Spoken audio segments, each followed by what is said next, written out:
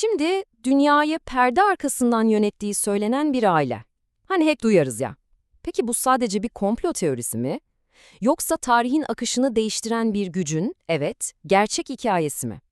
Gelin bugün tek bir ailenin küresel egemenliğe nasıl uzandığını anlatan bu metni birlikte inceleyelim. İşte bugün inceleyeceğimiz metin tam olarak bu soruyu masaya yatırıyor, modern bir hanedanlık olarak tanımladığı bu yapının köklerine iniyor, her şeyin nasıl başladığını anlamaya çalışıyor.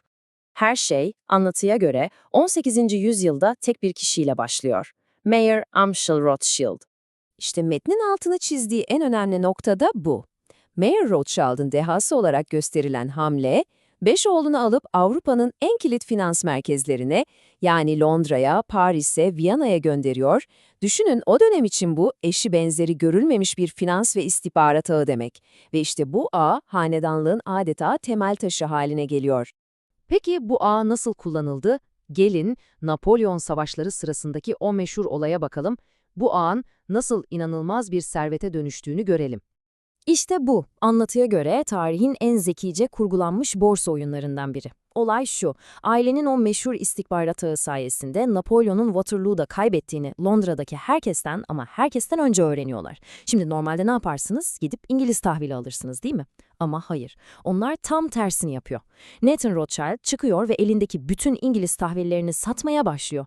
Piyasada bir anda panik. Rothschild satıyorsa bir bildiği vardır, İngiltere kaybetti diye düşünüyor herkes ve elindekini avucundakini satıyor. Tahvillerin değeri yerle bir oluyor. İşte tam o anda Rothschild'ın ajanları gizlice bu değersizleşen tahvilleri sudan ucuza topluyor. Ve sonra ne oluyor? İngiltere'nin zafer haberi geliyor. Piyasa fırlıyor ve ailenin serveti kelimenin tam anlamıyla bir gecede katlanıyor. Bakın, bu olay sadece para kazanmakla ilgili değil. Elbette devasa bir servet yaratıyorlar ama bundan daha önemlisi muazzam bir siyasi nüfuz elde ediyorlar. Artık mesele sadece zengin olmak değil, olayların gidişatını kontrol edebilme gücüne sahip olmak. Avrupa hükümetlerini bu şekilde kendilerine borçlu hale getirdikten sonra hanedanlığın bir sonraki adımı ne olacaktı?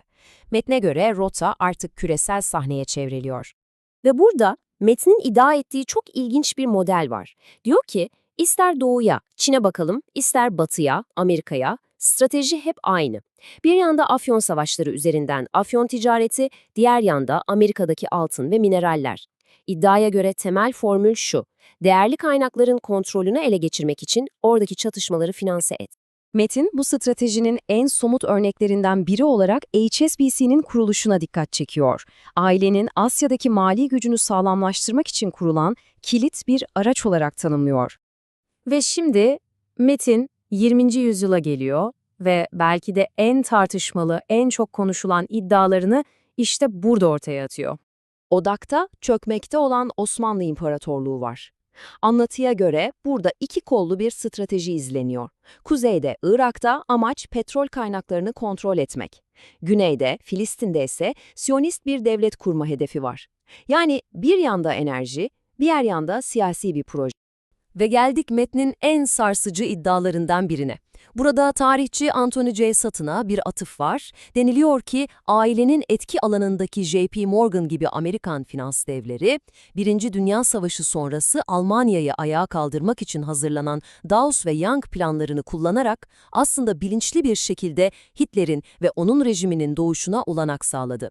Çok ağır bir iddia. Metin, bu olayların hepsini bir zincirin halkaları olarak görüyor. Hitler'in yükselişinin aslında İsrail'i kurmak için bir bahane olduğu, Afrika'daki iç savaşların elmas çıkarları için körüklendiği, hatta Cecil Rhodes'un vasiyetinde De Beers elmaslarını çocuklarına değil doğrudan bu hanedanlığa bıraktığı iddia ediliyor. Yani hep aynı model, finansal ve siyasi kazanç için kaos ve çatışma. Peki, tüm bu 200 yıllık tarihin sonunda bugün ne var? Bu hanedanlığın günümüzdeki gücü hakkında Metin ne söylüyor? Metnin 2007 yılı için ortaya attığı rakam gerçekten de akıl almaz. 7 trilyon dolar. Bakın bu birçok ülkenin toplam gayri safi yurt içi hasılasından bile daha fazla bir para demek. Anlatıya göre bu bizim bildiğimiz Forbes listelerinde gördüğümüz zenginliklerin çok ama çok ötesinde bir güç seviyesi. Ama olay sadece para da değil. Metne göre asıl mesele küresel kaynaklar üzerindeki kontrol. Yani iddiaya göre elmas pazarının %90'ı, altının %40'ı, kömür, bakır, uranyum gibi stratejik madenlerin %15'i onların elinde. Bu ne demek? Bu, küresel ekonominin temel direklerini, adeta vanalarını kontrol etmek demek. Peki bu kadar büyük bir kontrol nasıl sağlanıyor? İşte burada en başta konuştuğumuz o ağ mantığı tekrar karşımıza çıkıyor. Ekranda gördüğünüz HSBC, JP Morgan Chase, ExxonMobil gibi isimler, bunlar sadece dev şirketler değil, bunlar küresel ekonominin atardamarları. Bankacılık, enerji, madencilik. İddia o ki, ailenin gücü işte bu devasa şirketler ağı üzerinden dolaylı yollarla dünyanın her köşesine ulaşıyor. Ve Metin bizi ailenin olduğu iddia edilen bir mottoyla baş başa bırakarak bitiriyor. Ordo ab kaos, yani kaostan doğan düzen. Acaba bu, anlatılan bütün bu hikayenin bir özeti mi? Yani birileri tarafından planlanan bir kaosun ardından gelen, yine onlar tarafından dikkatle tasarlanmış yeni bir dünya düzeni mi? Metin bu soruyu açık bırakıyor.